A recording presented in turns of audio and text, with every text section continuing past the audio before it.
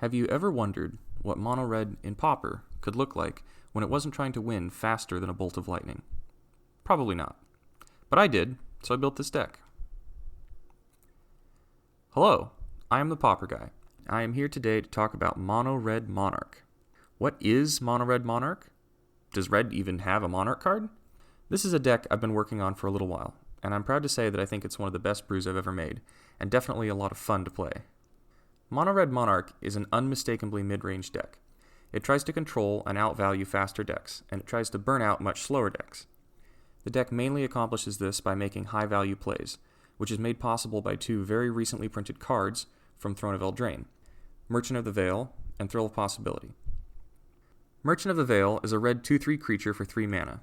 It has an activated ability that lets you pay 3 and discard a card to draw a card. It can also be played as an adventure called Haggle. Haggle is an instant for 1 red mana that says, you may discard a card. If you do, draw a card.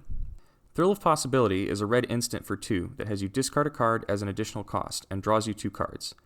It's just an instant speed version of Tormenting Voice, but the ability to cast it and Haggle at instant speed is very important.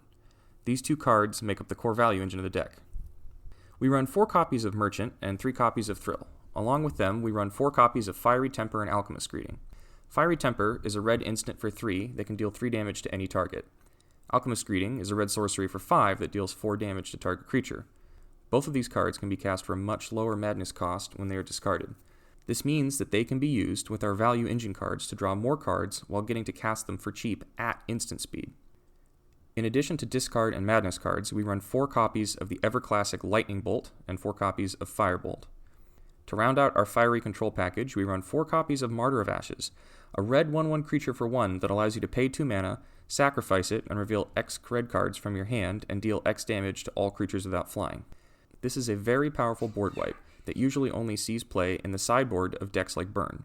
You can expect to see shock and fear on the faces of aggro players if you get to resolve one of these in Game 1. Finally, the last key card of Mono Red Monarch is a red Monarch card.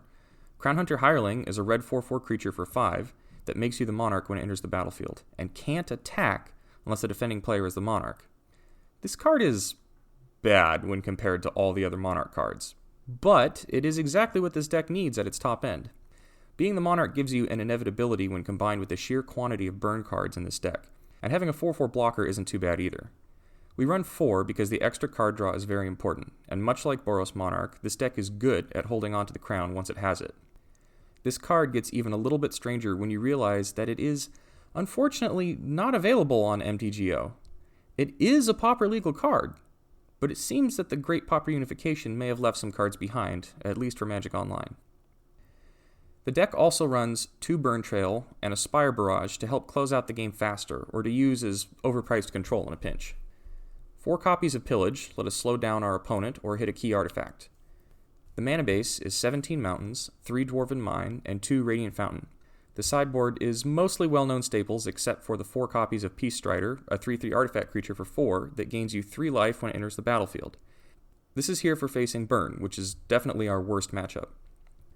This deck has been one of the most fun to play that I've piloted in a long while. And at the low cost of under $20, this is a beefy budget deck with a surprising list of good matchups.